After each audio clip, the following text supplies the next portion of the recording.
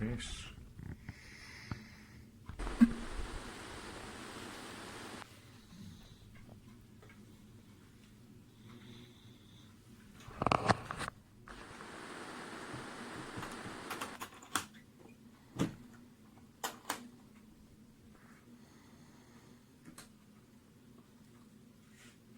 Ooh, wow.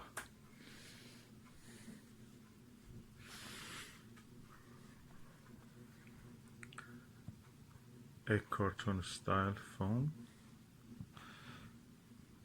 cubed diced foam, carrying handle, and 2 sachet silica gel desiccant. You can use it for eyepieces to keep them dry. And the body of the case is lined with foam also. Soft, everything is soft. How many layers of foam it has?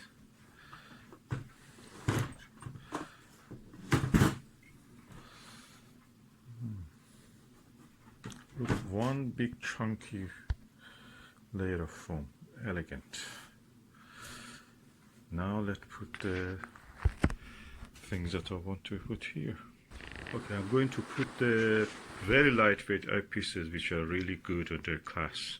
So I will start with this Vixen HR 2.4 millimeter. Then I will continue it to the this TMB Planetary 2.5 millimeter. Then I go to the 3.2 TMB Planetary. And I will continue to build up this eyepiece set with the best in this class. So I will not just go for whatever is available, I'll just go for the best that I can afford, and the lightweight in the sense of being usable. So let's see how we can do it. So this is the Vixen one. It comes in its own bolt case. Bolt case is useful in this case when you want to use it like that, but I want to put it in the case, so I'll remove it from the bolt case and transfer it to the actual thing. This costs around £250, so it's quite expensive eyepiece. And surprise, surprise, I don't think it's any better than this one, to be honest. And this one has a better field of view, wider. So you'll learn. It's quite chunky, of course, and I like this diaphragm at the end. Nice darkening effect, increases the contrast, excludes the stray light. So I wonder, should I put it like this? I have a good experience placing the eyepieces like that across, so I will just go like that. So the next one is this TMB Planetary.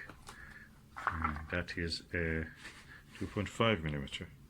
Really good. I can compare it with any other good eyepieces, especially on the Venus and the Mercury. That was brilliant. I could push it to the highest magnification with that eyepiece.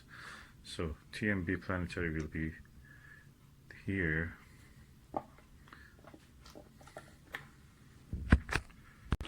Then we come to this TMB Planetary 2.2 millimeter. All very useful in their own, and I feel they're really in par with the more expensive eyepieces that may cost 10 times more than them.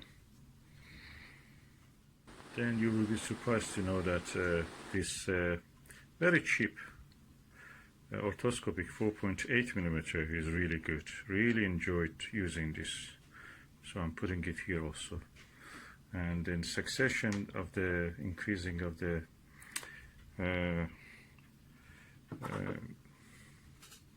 focal length and reduction in the power of magnification of the eyepiece, I'm going like that. So the next one will be a 5 millimeter, and the next one for me will be this 5 millimeter Vixen SLV, really sharp, especially on the Saturn. 5 millimeter. So I'm going to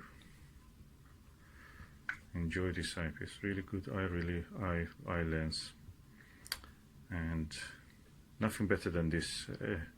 It punches above his weight, but the only problem is that it's like a Plossl extended, so field of view is 52 degrees, better than a Plossl, but not as wide as a one of these, or a 70-degree eyepiece. So that's 5mm. Now I can put a 6mm one there. Then I come to a 6mm Vixen SLV eyepiece, and this is really good, on par with the 5mm one, probably even better, because it has less magnification in a sense.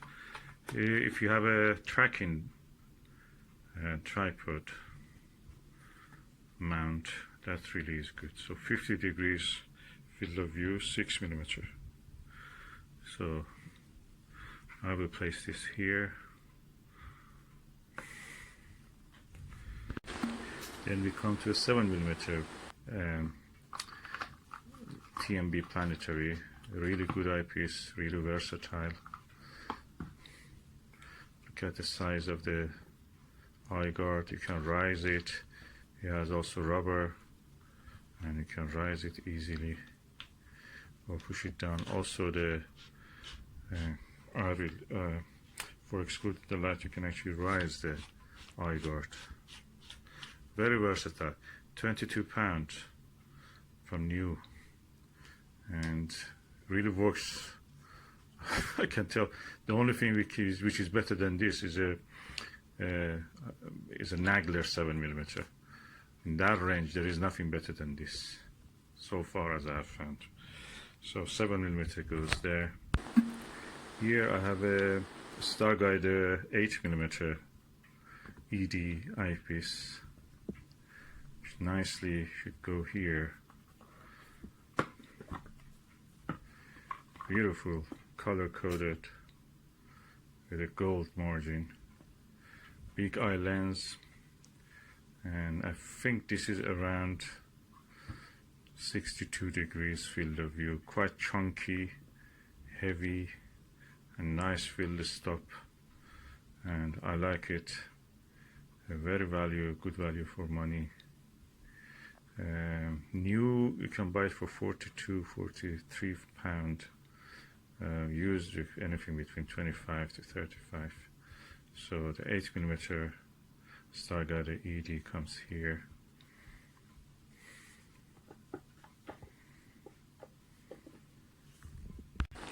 Then we come to 9mm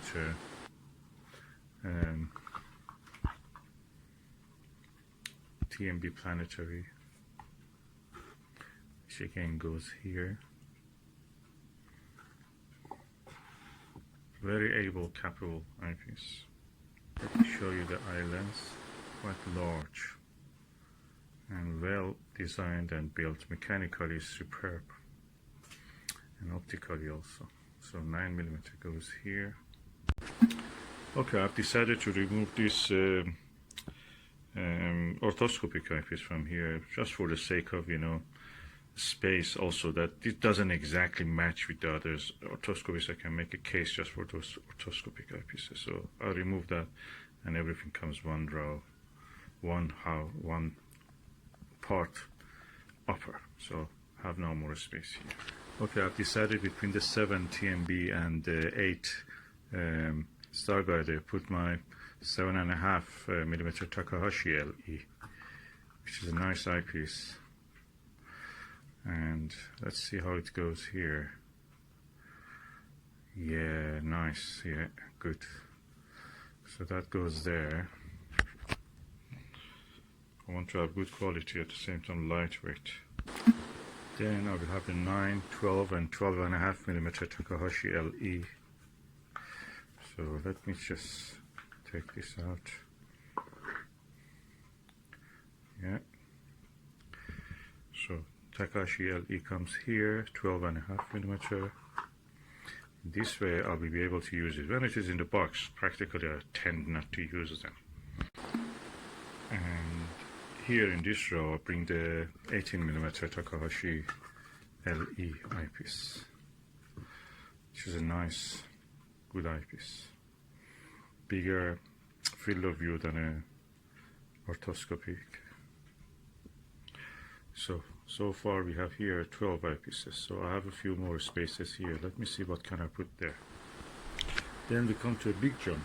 From the 18mm we come to the 26mm. That's a Plossl 26mm Celestron Silvertop, legendary. Is in the class of the eyepieces like Atmos Scientific RKA. Really good eyepiece, as you can see, and I will place it here. Then from 25 to 20, this is 26, sorry, I should say, correct myself.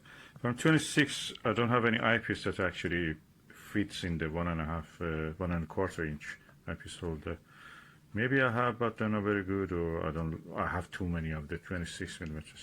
So, the next one for me, which is really useful and good, is this Televue 40mm Plossl, the easiest to look through, easiest for astrophotography, GG scoping, for holding a camera in front of an eyepiece. Really forgiving, and it's very sharp, I must say. It's one of the best eyepieces I've ever seen for planetary or wide field view.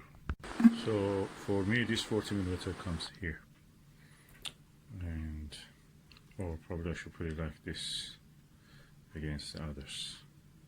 So now we make the space for the eyepieces and see how they will be. So far, so good. I'll just take a picture before making a space. And how I'll make a space? Practically plucking the foams. They're connected with just one tiny bit, and then I will press them against it so they will hold down. I will show you the result. So what I'm doing is just pressing and separating these connections, these tiny bits here, this tiny, and I press them down. So what I'm doing, I just cut this connection, these tiny bits here, press them down, break them down, and then every time if I want to change the eyepiece, or if I don't want to have that eyepiece here, I can just pull them up. At the moment, that's fine. And the eyepiece goes here and stays there with the number facing upward. So I do for the rest of them also the same. Now the 5mm also snugly has been fitted there. Now we go to the 6, 7 and the rest. 6mm is also snugly fit. Now we go over the 7. Now the 7.5mm Takahashi. Such a tiny space it can fit. 4x2 diced cubes. So now if we go for the 8mm ED, 4mm ED is here, as you can see, and now fits snug. Nice. So I'll put the size upward. You can see the focal length. So far we have placed 8 of the eyepieces. Let's go and do the rest of it. The 9mm also snugly fits.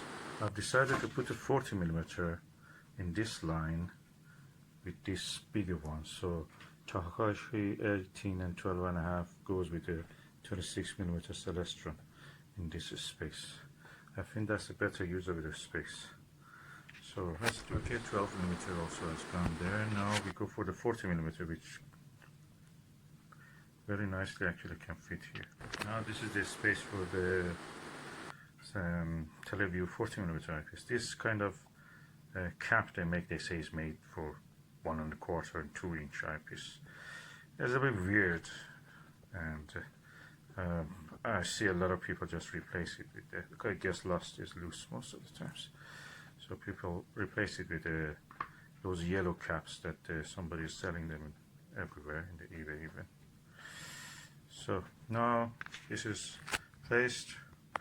I go for the 26mm, 12.5mm and 18mm. But I've decided to put an 18mm here and the rest here. So let's do this. It's nice and snug. Now we put the 26mm here. Now this 26mm also sitting in this place. And then 12.5mm Takahashi. 12.5mm Takahashi went there, and now we can just say that this eyepiece case is almost done. I have 2 more spaces here. I may fill it with something else later. Okay, now the eyepiece case is ready. I'm going to close it and just put this back, the second, and also the belt. Now we are going to close the eyepiece case. Yeah, it's ready to be used easily without the need to open and close the box every time I want to use eyepiece.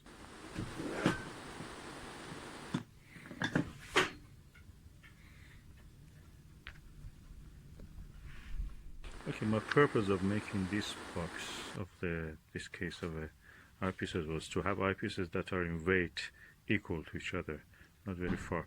So the telescope that I'm going to use with will not be out of balance every time I change the eyepiece. So that's for this reason.